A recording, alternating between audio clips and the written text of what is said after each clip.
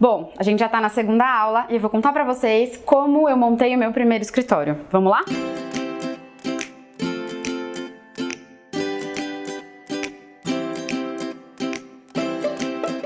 Assim como você, a gente não nasce advogado, a gente se torna. E isso é quase Simone de Beauvoir. Antes de começar a faculdade, eu comecei a trabalhar num banco privado e, obviamente, não trabalhava com absolutamente nada ligado ao direito de família, ao direito em si. Para não dizer que era nada ligado ao direito, eu trabalhava muito com contratos. Mas contratos em instituições privadas, obviamente eu não tinha nenhum poder em relação à mudança de nenhuma cláusula deles. Isso então só fazia com que eu lesse os contratos e seguisse alguns requisitos muito básicos. Chegou um dado momento em que eu estudava contratos na faculdade, títulos de crédito na faculdade, e tinha uma enorme dificuldade em lidar com o que eu via na faculdade, que seria ali a questão teórica, a questão acadêmica, e o que seria a questão prática, que era o que eu via todo dia analisando aqueles contratos, mandando para cliente, voltando, enfim. Isso gerou um hiato na minha cabeça. Falei, peraí, o direito que eu aprendo na faculdade então não é o direito que eu exerço aqui fora? O que tem de errado aqui? E aí, depois de ter sido demitida do banco, e eu digo que quando eu entrei foi o meu dia de maior felicidade, mas ela nada se compara com o dia em que eu saí. E aí eu precisava, como acadêmica de direito, eu precisava então fazer um estágio, saber se advogar era aquilo que eu queria. O que eu entendi? Que eu precisava mandar o meu currículo de ex-bancária para entrar numa área completamente nova. A experiência que eu tinha em contratos bancários, eu nem sabia se realmente seria útil ou não. O que a gente fez então? Montou um currículo, disparou pra galera e aí o que aconteceu? Fui chamada para minha primeira entrevista de estágio. Cheguei lá e o que impactou as advogadas que me entrevistaram? A eloquência, consegui falar, consegui me portar de uma maneira adequada, chamei as advogadas de doutora, obviamente, e disso a gente vai falar mais pra frente. Mas aí o que aconteceu? Eu consegui mostrar para elas que eu tinha interesse em aprender, além daquela carga que eu já tinha. Então, tudo aquilo que eu trouxe de bagagem do banco era extremamente importante para aquele momento, para aquela entrevista. Eu estava ali não só para uma entrevista, para fazer um estágio em direito de família, mas também para aprender a advogar. Era isso que eu faria, não tinha muito mais tempo para aprender. Então, passando então na entrevista, comecei a estagiar em direito de família e foi um estágio muito curto, mas extremamente enriquecedor. A partir daquele momento, eu comecei a entender que, diferente do que acontecia no banco, o que eu estava ali aprendendo na prática, no dia a dia, tinha sim muita coisa a ver com o que eu aprendi na faculdade, com o que eu estava aprendendo na faculdade. Só que ainda assim, tinham coisas que o direito em si não conseguia resolver. E lembra quando eu disse para vocês lá na primeira aula que direito nem sempre tem solução para tudo? É exatamente isso que a gente trabalha em todos os dias no direito de família. A gente tenta atender a expectativa do cliente, atender a expectativa daquele que vai ser tutelado pelo Estado, de uma maneira que nem sempre a gente tem legislação para isso, nem sempre a gente tem uma lei específica, porque cada caso é um caso, ainda mais no direito de família. Então, não se preocupe se você demorar muito para conseguir um estágio, se você for estagiar no último semestre da faculdade, ou se você nem estagiar enquanto for fazer a faculdade e atuar como assistente jurídico depois. Isso não é um problema, pelo contrário. Aproveite o momento, aproveite enquanto você tem tempo de estudar, enquanto você tem tempo de conhecer outras áreas, enquanto você tem tempo de lidar com coisas que não são necessariamente de direito, porque você vai entender, especificamente no direito de família, que advogar fora da caixa envolve muito mais coisa interdisciplinar do que efetivamente o direito. E é aí que está o X da questão.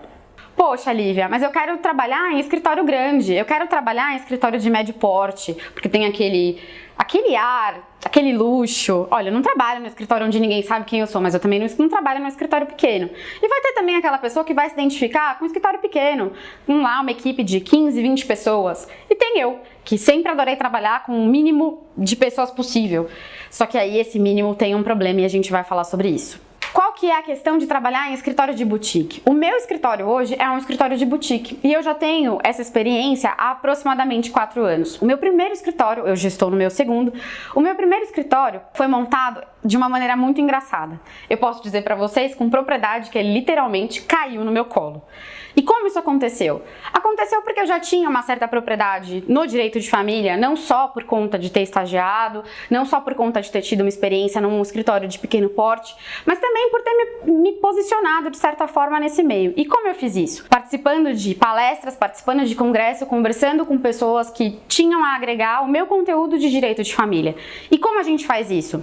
Dando a cara para bater. Não tem outra opção. A gente começa a conversar com pessoas que têm essa mesma pretensão. Para ser sincero para você, desde a época que eu trabalhava no banco, eu nunca pensei em ser outra coisa que não seletista. Trabalhar por conta própria não era para mim.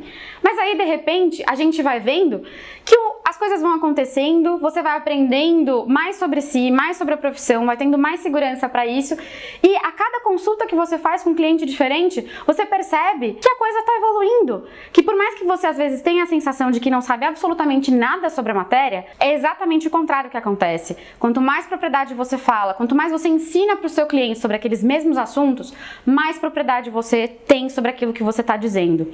Existe um estudo que a gente vai deixar aqui no material de apoio para vocês, que fala sobre a importância de ensinar para aprender. 95% daquilo que você entende, daquilo que você efetivamente sabe, você sedimenta ensinando para outras pessoas. Acho que isso quer dizer bastante coisa, não? E aí, você está dizendo para mim, Lívia, ok, você já disse que eu não preciso trabalhar direto com direito assim que eu entro na faculdade. Disse para mim que não importa o tamanho do escritório em que eu vou trabalhar, importa eu absorver conhecimento, absorver experiências. E isso a gente só tem como fazer na prática. Tá bom. Você gosta de trabalhar em escritório pequeno, se deu bem, seu escritório caiu no teu colo, mas como assim caiu no teu colo? Você chegou a ser advogada autônoma? Não, não cheguei a ser advogada autônoma.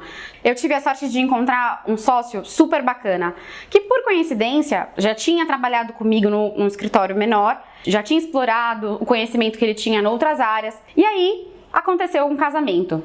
Porque sociedade é casamento. Nós ficamos juntos durante 2 anos, foi um escritório de muito sucesso, a gente aprendeu muito um com o outro.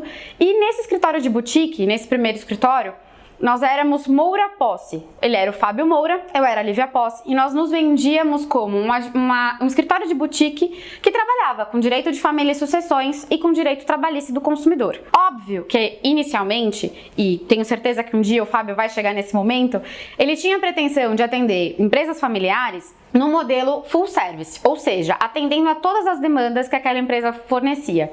O que isso me ensinou particularmente? Muito embora eu já tivesse mais tempo de experiência, já tivesse mais tempo de OAB, eu percebi que não dava para abraçar o mundo, mesmo ele sendo um cara incrível. Então o que eu tenho para dizer para vocês é, às vezes, escolher o teu sócio não tem a ver com escolher o melhor amigo para a vida inteira. Graças a Deus eu continuo super amiga do Fábio, a gente inclusive virou parente porque ele casou com a minha prima. Mas independente de qualquer coisa, o Fábio tá sempre lá para tudo que eu preciso, porque a gente conseguiu entender que a nossa sociedade não funcionava mais a partir do momento em que divergiram os interesses. O meu interesse pessoal, como vocês viram na primeira aula, é estudar fora, é verter para uma questão acadêmica, é explorar o direito de família, não só na prática, mas poder levar isso além. Levar isso para você que está me assistindo, levar isso para a moça lá do salão de cabeleireiro perto de casa, levar isso para a moça que eu abordo no metrô, ou enfim, poder atender um amigo de outra área, ou também quando um amigo de faculdade, por exemplo, que trabalha com uma área que não tem nada a ver com direito de família, tem uma dúvida muito pontual. É super gostoso saber que você virou referência para aquelas pessoas que conviveram com você durante os 5 anos de faculdade, que no meu caso foram 6. Bom, o que acontece? A sociedade em si, ela tem que ter começo, meio e fim. Às vezes o fim vai demorar muito para acontecer, mas fatalmente uma hora ela vai chegar ao fim. Quer porque a sociedade, enfim, vai acabar, quer porque você vai se aposentar. Mas o que você precisa saber para montar o seu escritório é que o conhecimento no direito é a menor das suas preocupações. A gente sai da faculdade sem uma noção de administração. E para isso você precisa se especializar em outras coisas. Você precisa estudar outras coisas. Administração, gestão de finanças, RH. Você vai precisar contratar pessoas. Então, por que eu tenho um escritório de boutique hoje? Porque eu faço a minha autogestão.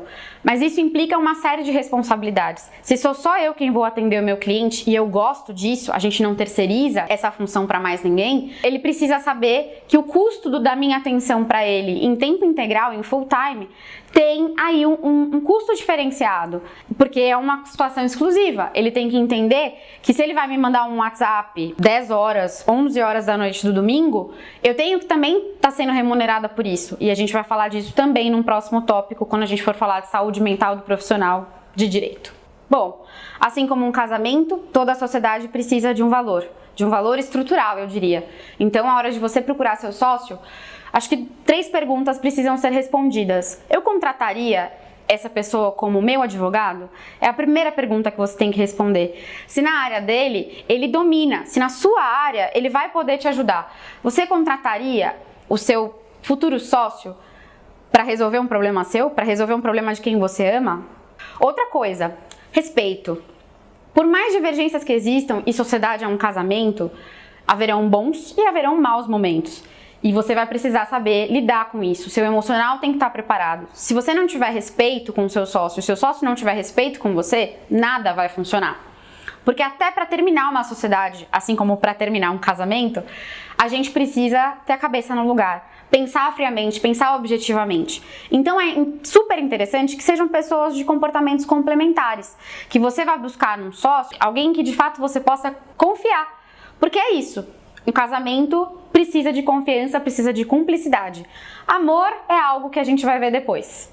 Bom, decidido então que você vai abrir o seu escritório, você precisa saber em que área você vai atuar.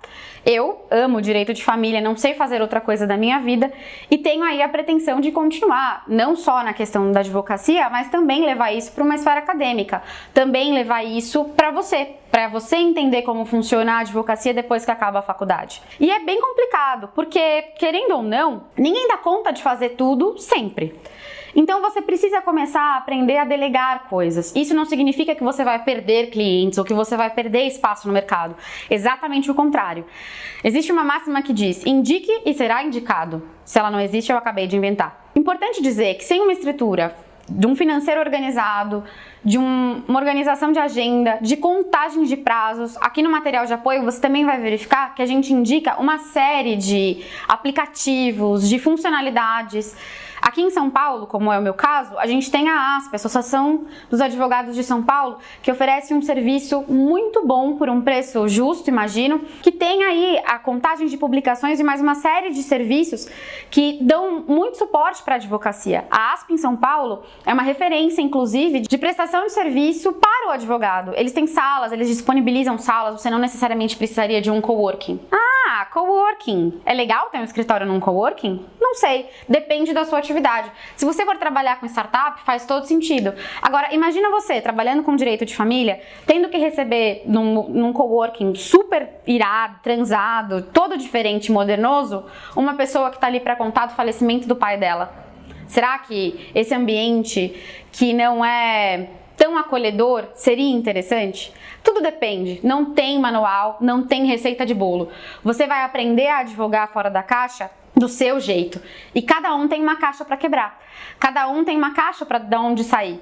Ainda sobre o coworking, você também tem que considerar a sua infraestrutura. Qual vai ser o custo disso? Para você abrir um escritório, você precisa de planejamento financeiro. Teus pais vão te ajudar? Você poupou dinheiro durante um determinado tempo? Como isso vai funcionar? Você já tem uma carteira de cliente? Bom, se você saiu da faculdade assim como eu acredito que não.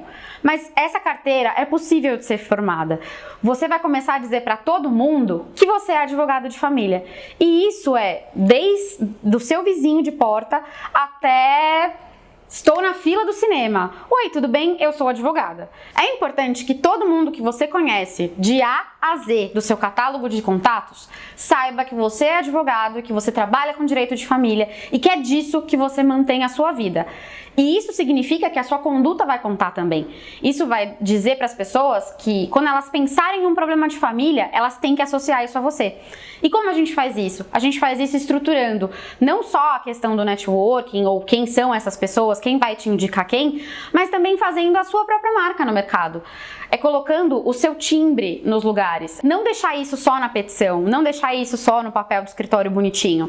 Não! As pessoas precisam olhar para você e enxergarem direito de família, enxergarem que você é um advogado que elas querem contratar. É importante que você, em qualquer lugar, na padaria, na balada, num passeio, num teatro, não importa onde, é importante que você saiba, ou melhor, que as pessoas saibam que você é um advogado de direito de família e que você é referência naquilo que você faz. Bom, montar um escritório não é assim uma coisa muito simples. Então você tem que pensar também no seu planejamento de carreira. Lívia, como assim? Eu vou fazer a minha carreira e eu tenho que pensar nisso? Eu quero ter o meu escritório. Você precisa pensar nisso. Onde você vai estar daqui 3, 5, 10 anos? A gente não sabe, quer dizer, eu durante muito tempo não sabia. E como que a gente encontra essa resposta? Fazendo planejamento. Planejamento na vida do advogado é fundamental, ainda mais aquele que pretende abrir o próprio escritório. Você tem uma série de regalias, os horários são mais flexíveis, você pode trabalhar de final de semana, viajar durante a semana, pode trabalhar até mais tarde, dormir até mais tarde, enfim, as suas prioridades são é você que vai elencar. E isso também é um pouco de advogar fora da caixa, de não estar preso no horário comercial das 8 às 18, das 8 às 18 aqui em São Paulo, no caso. Então é importante que você respeite o seu esforço pessoal, que você respeite a sua rotina, que você tenha prazos, que você cumpra os prazos do escritório, as petições, esses prazos processuais, mas cumpra também os seus prazos pessoais. A sua rotina tem que estar inserida no escritório, porque senão o que vai acontecer é que você vai ficar o tempo todo trabalhando e não vai desligar. Disso para um burnout é assim, ó. Então é importante que você saiba que você tem sim que respeitar o seu cliente em relação aos honorários e tem que entender qual é a questão primordial da causa dele, o quanto aquilo importa. Mas também tem que entender que o seu esforço precisa ser remunerado, que você tem que ter limite para trabalhar. Porque senão a sua sociedade, o seu escritório, seja ele pequeno, médio ou grande, tende ao fracasso. Outra coisa que é super importante dizer para vocês, não esperem aquele seu tio advogado que está há 50 anos na advocacia e vem sempre com aquele conselho de não, meu filho, fica aí, trabalha bastante, que você uma hora vai chegar num processo que vai melhorar a sua vida.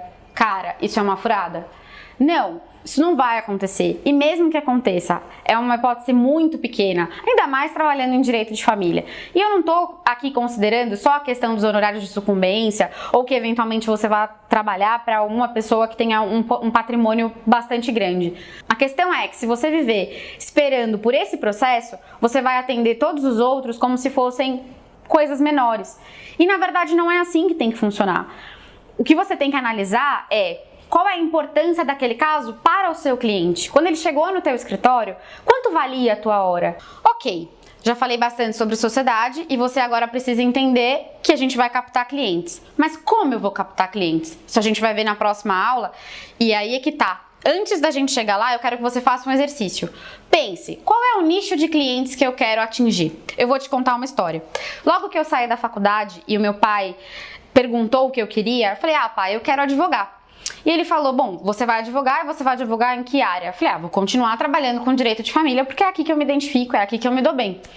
Ele, legal, direito de família envolve testamento, inventário, essas coisas, não é? Eu falei, E ele virou pra mim e falou, então eu vou atrás do seu coveiro. Num primeiro momento eu não entendi. Falei, como assim ele vai atrás de um coveiro? Eu não preciso de um coveiro. Não preciso de um coveiro pra cliente? E aí, depois de um tempo eu fui entender. O que ele estava querendo dizer é que eu preciso estar aonde as pessoas precisam do meu serviço. É óbvio que eu não quero morar no cemitério e não quero ser amiga do coveiro por puro interesse. Mas o que ele quis dizer com aquilo, de uma maneira bastante simples e brincando comigo, era que eu precisava de alguém que conhecesse dos meus serviços, que soubesse da minha competência e que estivesse próximo de pessoas com problemas que eu pudesse resolver. E é isso, estar no lugar certo, na hora certa, com as pessoas certas. Acredite no seu potencial antes de qualquer coisa. Coloque os seus valores pessoais naquilo que você faz. Se você se sentir eventualmente coagido por um cliente, não tenha medo de dizer para ele que você não quer o caso dele e que você pode indicar um colega seu. Você vai fazer 2 bens, aliás 3. O primeiro bem é que você vai fazer um bem para si próprio, porque ninguém merece trabalhar com aquilo que não gosta. Você vai fazer um bem para o seu cliente, porque ele também vai ser privado de trabalhar com um advogado que não vai demorar muito e vai cansar do caso dele. Não vai mais querer trabalhar com aquilo.